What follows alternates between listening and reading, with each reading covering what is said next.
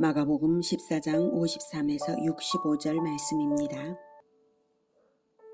그들이 예수를 끌고 대제사장에게로 가니 대제사장들과 장로들과 서기관들이 다 모이더라. 베드로가 예수를 멀찍이 따라 대제사장의 집들 안까지 들어가서 아랫사람들과 함께 앉아 불을 쬐더라. 사랑하는 형제 여러분, 4월 15일 금요일 고난주간 새벽 목상에 오신 것을 환영합니다. 예수님께서 금요일인 오늘 하시는 일은 인류 역사 최대의 사역입니다.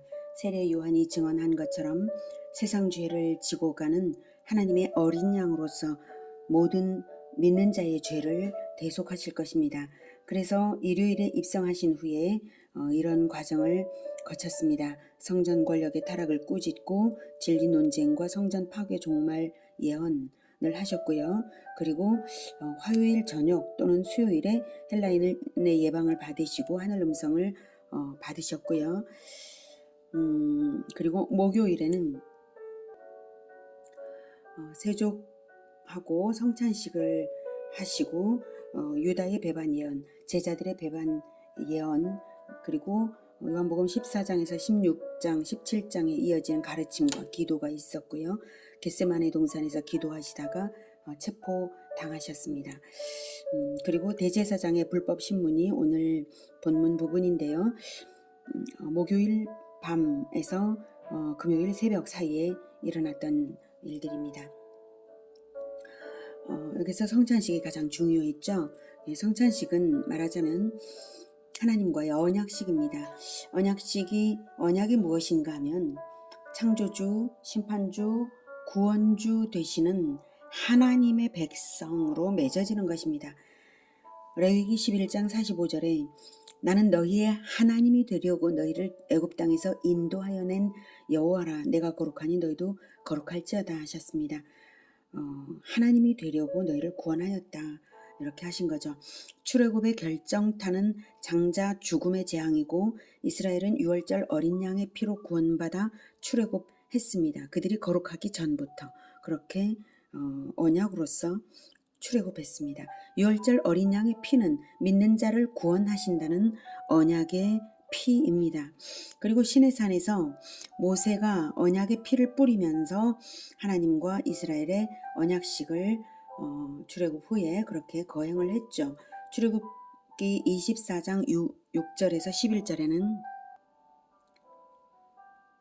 6절 모세가 피를 가지고 반은 여러 양푼에 담고 반은 제단에 뿌리고 언약서를 가져다가 백성에게 낭독하여 듣게 하니 그들이 이르되 여호와의 모든 말씀을 우리가 준행하리이다.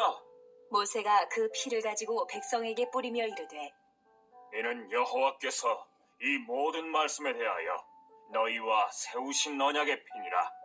모세와 아론과 나답과 아비후와 이스라엘 장로 70인이 올라가서 이스라엘의 하나님을 보니 그의 발 아래에는 청옥을 편듯하고 하늘같이 청명하더라. 하나님이 이스라엘 자손들의 존귀한 자들에게 손을 대지 아니하셨고 그들은 하나님을 뵙고 먹고 마셨더라. 언약이 피로써 세워지는 것은 생명을 거는 일입니다. 그래서 피로써 이렇게 출애굽 때도 세워졌던 것입니다. 거룩한 자들을 먼저는 구원하시고 그 다음 언약식을 하신 것입니다.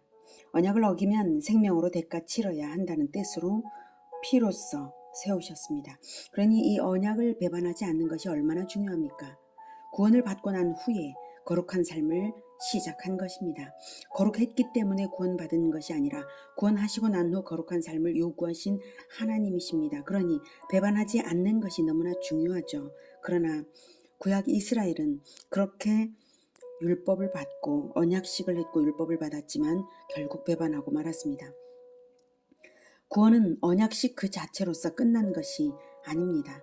세상 모든 계약의 의무사항을 배반 없이 성취함으로써 계약의 혜택을 누리듯이 하나님과 백성의 언약 역시 마찬가지입니다. 언약이 있으면 계명이 있는 것이죠. 계약이 있으면 의무사항이 있듯이 말입니다. 언약이 있으면 계명이 있고 계명을 지키는 자는 언약 백성입니다.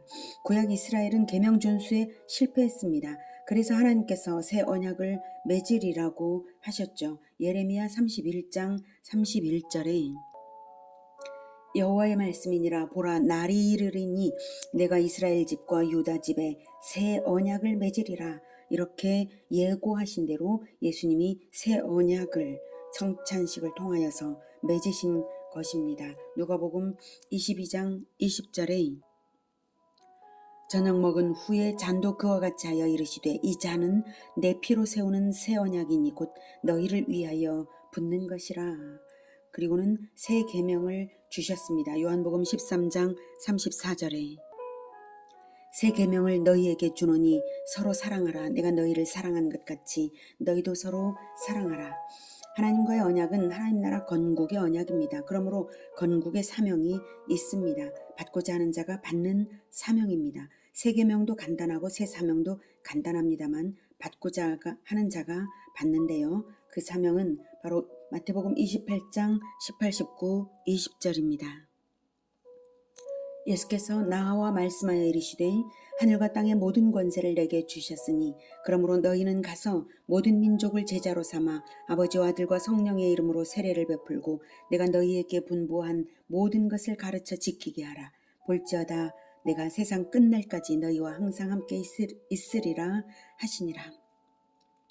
이 사명은 부활 후에 주신 것이지만 미리 말씀드리는 이유는 새 언약, 새 계명, 새 사명이 연결된 것이고 이 사명을 받은 사람은 예수님의 행적을 볼 때에 깨닫는 것이 남다르기 때문에 알려드리는 것입니다. 이 사명을 받은 사람은 요한복음 14, 15, 16, 17장을 읽을 때에도 남달리 깨닫게 될 것입니다. 성령의 기름 부으심이 있기 때문입니다. 성령을 보내신 것도 새 언약에 따른 약속입니다. 그래서 새 언약, 새 계명, 새 언약의 피를 십자가에서 실행하셨죠. 새 언약을 맺으시고 새 계명을 주시고 새 언약의 피를 실행하시고 난 다음에 부활하시고 새 사명을 주시고 승천하신 후 성령 강림을 주셨습니다. 예수님의 언약의 피의 실행은 단순히 언약을 맺는 것에 머무르는 것이 아니라 실행하신 것이므로 언약의 요구를 완전히 만족시키신 것이므로 언약을 어긴 그 대가를 완전히 치러내신 것입니다. 그러므로 우리의 연약함까지도 우리가 예수님 안에 거할 때에 예수님 안에서 새 사명을 실천하면서 받아서 따를 때에 그 언약의 피가 우리의 완전한 도피성이 되어 주십니다. 이렇게 이어지는 일련의 행적은 천국 건국의 핵심이고 이 행적이 있음으로 인해서 성령을 보내시고 성령의 시대가 시작되는 것입니다. 성령의 인도를 받는 예수 제자들, 새 사명을 이루어내고자 새 사명을 받아 안고 나아가는 예수 제자들이 충성스럽게 예수님을 따르며 모든 민족 제자화하며 예수님의 재림이 준비될 것을 알 수 있습니다. 이 맥락을 분명히 붙잡는 것이 성경의 진리를 아는 핵심입니다. 맥락을 놓치면 다 놓칩니다. 이것을 잘 붙잡으시기 바랍니다. 자, 이제 본문으로 돌아가죠. 오늘 본문은 겟세마네 기도 후에 체포당해서 대제사장의 관저에 들어간 장면부터 보겠습니다. 그들이 예수를 끌고 대제사장에게로 가니 대제사장들과 장로들과 서기관들이 다 모이더라. 대제사장의 관저에 한밤중에 사내들인 공회, 즉 대제사장들과 장로들과 서기관들이 다 모인 것이 수상해도 너무 수상한 일이죠. 사내들인 공회의 재판은 밤중에 하는 것이 아닙니다. 반드시 해가 뜬 시각에 해야 함에도 그들은 밤중에 모인 것입니다. 그들은 예수님을 죽일 흉계를 이미 꾸며 놓았기 때문에 이왕 체포한 김에 신속하게 재판을 진행해서 처형을 확정하기 위해서 서두른 것입니다. 이 사실부터 이미 불법 재판입니다. 그리고 대제사장들이라고 하죠. 원래 대제사장은 단 한 명만 있어야 하는 것이지 2명 이상이 있으면 안 되는 것입니다. 하나님께서 애초에 제사장직을 제정하실 때에 아론의 가문에게 종신직으로 주셨고요. 대제사장이 죽으면 그 아들이 물려받는 것입니다. 그런데 이렇게 대제사장들이 있다는 것은 전직과 현직들이 모두 대제사장으로 불리면서 존재해 있는 것인데요. 로마가 지배하면서 대제사장직을 임명하면서 나타난 현상입니다. 다신교 국가인 로마의 지배를 기회로 성직을 거래하여서 차지한 성직 매매자라는 것입니다. 그러기에 사내들인 공회 자체도 성직을 기득권으로 여기는 자들이 거의 대부분인 것이죠. 그들에게는 성전도 율법도 기득권을 차지하는 도구였을 뿐입니다. 베드로가 이제 따라가고 있었고요. 나중에 베드로가 나타날 것입니다. 55절. 대제사장들과 온 공회가 예수를 죽이려고 그를 칠 증거를 찾되 얻지 못하니 이는 예수를 쳐서 거짓 증언하는 자가 많으나 그 증언이 서로 일치하지 못함이라. 예수님은 죄가 없으시기 때문에 죽일 죄의 증언을 찾는 것은 불가능합니다. 그래서 거짓 증언이라도 찾아내서 재판을 진행해야 할 텐데 율법에 따르면 두세 명의 일치하는 증언이 있어야만 법적 효력이 인정됩니다. 그런데 그렇게 일치하는 증언이 없었습니다. 57절. 어떤 사람들이 일어나 예수를 쳐서 거짓 증언하여 이르되 우리가 그의 말을 들으니 손으로 지은 이 성전을 내가 헐고 손으로 짓지 아니한 다른 성전을 사흘 동안에 지으리라 하더라. 하되 그 증언도 서로 일치하지 않더라. 네, 여기서 내가 헐고라고 거짓 증인이 말을 하는데요. 이 부분은 틀린 것입니다. 예수님이 말씀하신 의미는 예수님이 이런 비슷한 말씀을 하셨죠. 네, 그 의미는 전혀 다른 것입니다. 예수님은 성전 장사치들의 상을 엎으시며 성전 권력의 타락을 꾸짖으실 때에 이 말씀을 하신 것인데요. 요한복음 2장 18절에서 21절에 이제 나온 내용입니다. 요한복음 2장 18에서 21절. 이에 유대인들이 대답하여 예수께 말하기를 네가 이런 일을 행하니 무슨 표적을 우리에게 보이겠느냐?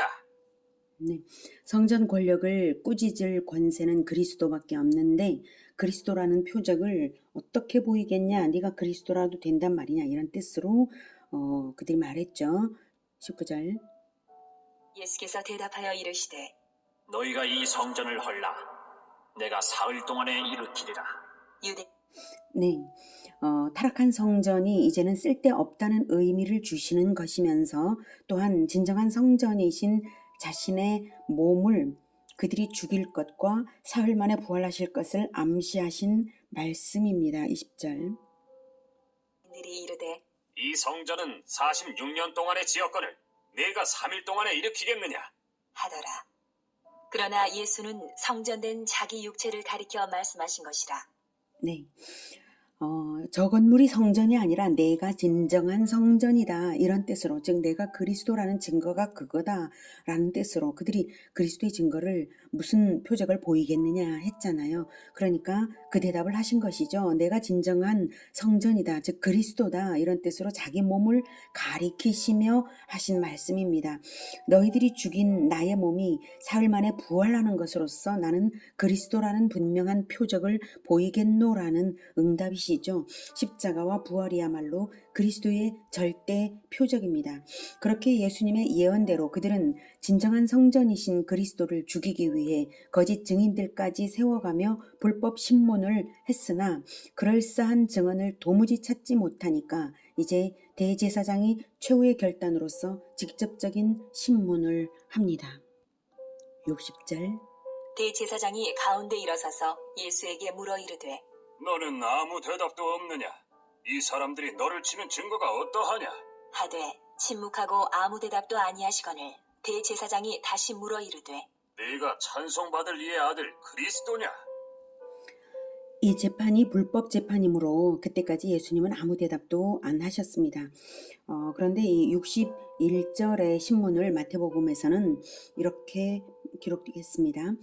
예수께서 침묵하시거늘, 마태복음 26장 63절에 예수께서 침묵하시거늘 대제사장이 이르되 내가 너로 살아계신 하나님께 맹세하게 하노니 네가 하나님의 아들 그리스도인지 우리에게 말하라. 이렇게 살아계신 하나님께 맹세하게 하노니 이렇게 레위기 5장 1절에 있는 맹세시키는 율법에 따라 대답을 하게 하였으므로 예수님께서는 대답을 하셨습니다. 62절 예수께서 이르시되 내가 그니라. 인자가 권능자의 우편에 앉은 것과 하늘 구름을 타고 오는 것을 너희가 보리라. 하시니 네, 예수님은 명쾌하게 대답하셨습니다. 그렇다. 내가 그리스도다. 나는 권능자이신 아버지의 우편에 앉을 심판주다. 내가 하늘 구름을 타고 심판주로서 재림하는 것을 너희가 볼 것이다. 바로 이런 뜻입니다. 63절 대제사장이 자기 옷을 찢으며 이르되 우리가 어찌 더 증인을 요구하리요? 대제사장은 예수님이 그리스도이기 때문에 죽일 작정을 한 것입니다. 그래서 결국 직접적인 신문을 한 것이고 당연한 결과로서 긍정의 대답을 들은 것이고 그래서 당연한 결과인 듯 처형을 이끌어내려고 옷을 찢어서 분노를 표현했습니다. 그는 전혀 하나님이 두려운 줄을 모르는 것입니다. 마귀의 종이 되어버렸으므로 양심이 마비된 자로서 양심이 마비된 공회원들에게 말합니다. 너희들이 증인이라고요. 64절 그 신성 모독하는 말을 너희가 들었도다. 너희는 어떻게 생각하느냐? 하니 그들이 다 예수를 사형에 해당한 자로 정죄하고 공회원들이 일치 단결해서 예수님을 신성 모독죄로 정죄합니다. 예수님이 그리스도라는 것이 왜 그들에게는 신성 모독이라고 말할 근거가 될까요? 사람으로 나서 하나님의 아들이라고 했다는 것이죠. 육신을 가진 인간이 어떻게 하나님의 아들이 되냐? 하나님을 모독한 것이다. 이것이죠. 그러나 오히려 신성 모독죄로 정죄하는 것 자체가 그들이 성경을 믿지 않았다는 언약을 믿지 않았다는 증거입니다. 왜냐하면 성경은 분명히 그리스도가 사람으로 태어날 것을 수없이 말하고 있기 때문입니다. 성경만 아니라 역사와 사회가 그리스도는 몸을 가지고 태어날 것을 믿고 이미 이스라엘 사회가 기다리고 있었기에 종려나무를 흔들며 예루살렘 입성을 환영했던 것이 아닌가요? 성경에 그리스도를 처음으로 언약하신 것은 창세기 3장 15절에 여자의 후손입니다. 여자의 후손이니 육체를 가지고 태어날 그리스도입니다. 그리고 아브라함에게도 하나님은 내 몸에서 날 내 아들이 내 상속자라고 하셨고 다윗에게도 하나님은 내 몸에서 날 내 씨를 세워서 영원히 다스리게 하겠다고 하셨습니다. 아브라함에게 외아들 이삭을 번제로 드리라고 하신 것은 그 대접을 해드리는 것을 보고서 하나님의 외아들을 그리스도로 대접하시려고 대접받은 대로 대접하시려고 하신 언약적 이벤트였습니다. 그래서 정말로 이삭의 몸을 드리려고 아브라함도 했지 않습니까? 그 정도의 시험을 하시는 이유는 그 정도의 희생을 선물하시려고 그러신 것입니다. 몸으로 보내어서 하나님의 아들을 몸으로 보내셔서 그 하나님의 아들의 몸을 생명을 주시려고 그렇게 하신 것입니다. 그리고 모든 흠없는 제물들은 다 피를 흘려 죽음으로써 그리스도를 예표했습니다. 몸을 갖고 태어나야 피 흘려 죽을 수 있죠. 다윗은 자기 후손으로 태어날 그리스도를 환상으로 보고 나의 주라고 자기 후손을 나의 주라고 부르면서 여러 시편을 지어 불렀습니다. 다윗의 후손으로 태어날 그리스도가 몸 없이 태어납니까? 그리스도를 온 이스라엘이 다윗의 후손을 기다려서 예수님을 그리스도라는 뜻으로 다윗의 자손 예수여라고 불렀지 않습니까? 사람으로 태어날 것을 성경 전체가 수없이 말하고 또 말했습니다. 그런데 사람으로 태어나서 어떻게 자기를 하나님의 아들이라고 하냐고 정죄하는 것은 신성모독으로 정죄하는 것은 그들 자체가 하나님의 언약을 믿지 않는다는 증거가 될 뿐입니다. 율법을 가장 잘 안다는 그들이 하나님의 언약을 믿지 않았습니다. 그러므로 그리스도를 기다리지도 않았고 오히려 그리스도가 드디어 오시자 자기들의 기득권을 잃을까 두려워서 죽이기를 벼르다가 마침내 죽이는 것입니다. 몸을 가진 사람이 감히 하나님의 아들 그리스도라고 한다는 이유로 말입니다. 예수님은 하나님의 아들이라는 이유로 죽임을 당하는 것입니다. 인간이 하나님을 죽인 일, 인류 역사상 이렇게 슬프고 경악스러운 일이 있을까요? 그것도 그 아들의 피로 구원받은 선민이 말입니다. 그들은 탐심의 노예가 되어서 회개하지 못하고 마귀의 종이 된 것입니다. 65절. 어떤 사람은 그에게 침을 뱉으며 그의 얼굴을 가리고 주먹으로 치며 이르되 선지자 노릇을 하라. 하고 하인들은 손바닥으로 치더라. 하나님이 선민의 역사를 통해 1500년 동안 하신 일은 천국 건국 사역이었습니다. 백성과 법과 땅과 왕이 있어야 나라가 되는 것이어서 언약 맺어서 백성 삼으시고 계명 율법 주시고 땅 주시고 왕을 기다리라 하신 것인데, 그들은 천국도 언약도 없었고 그저 땅만 중요했습니다. 율법은 자기들의 기득권을 위한 수단일 뿐 언약을 위한 것이 아니었습니다. 그들에게는요. 그래서 최종적으로 하나님이 왕을 보내시자 그 왕을 거부하여 죽인 것입니다. 자기들이 권좌에 앉아있기 때문이죠. 우리는 어떻습니까? 내 인생의 왕좌에 앉아있다면 속히 내려와야 합니다. 언약의 주 예수 그리스도만이 왕이시며 우리는 새 언약의 백성입니다. 새 계명을 지킴으로써 언약 관계를 지키며 제자와 사명을 받아 충성하며 건국하는 천국 건설자들입니다. 천국의 공신들이지 우리가 왕인 것이 아닙니다. 우리에게 주신 성령께서 성경의 진리를 깨닫게 하시며 우리를 이끌고 계십니다. 대제사장들은 악령이 충만하여서 자기들 스스로 권좌에 앉아 그리스도를 심판했지만 우리는 성령으로 충만하여서 그리스도 안에서 고난을 함께 나누는 충성자로 죄인 구원을 위하여 그리스도와 연합된 자로 끝까지 천국을 건국하는 것을 이루어 나가기를 축복합니다. 기도하겠습니다. 하나님, 우리에게 하나님의 아들을 사람으로, 몸을 가진 사람으로 보내주셔서 이 모든 일을 언약대로 이루어주시고 우리 대신 그 생명을 죗값으로 생명을 드리게 하셨습니다. 참으로 감사드립니다. 우리가 심판주로 오실 그리스도께서 심판을 당하시는 이 장면, 정죄를 당하는 이 장면을 볼 때에 하나님, 우리가 정죄당해야 하고 우리가 또한 예수님을 밀어내고 왕좌에 앉았던 그런 일들을 다시 떠올리게 됩니다. 하나님, 우리를 불쌍히 여겨주셔서 우리를 성령으로 충만케 해주시옵소서. 우리가 회개하며 우리가 오직 충성자로 주님 안에 있겠습니다. 그리고 주님을 따르며 천국을 건국하는 자로 서겠습니다. 고난을 함께 당하는 자로 서겠습니다. 주님, 우리를 붙들어 주님과 함께 천국을 건국하게 하여 주시옵소서. 예수님의 이름으로 기도드립니다. 아멘. 이어지는 시간은 개인 기도 시간입니다.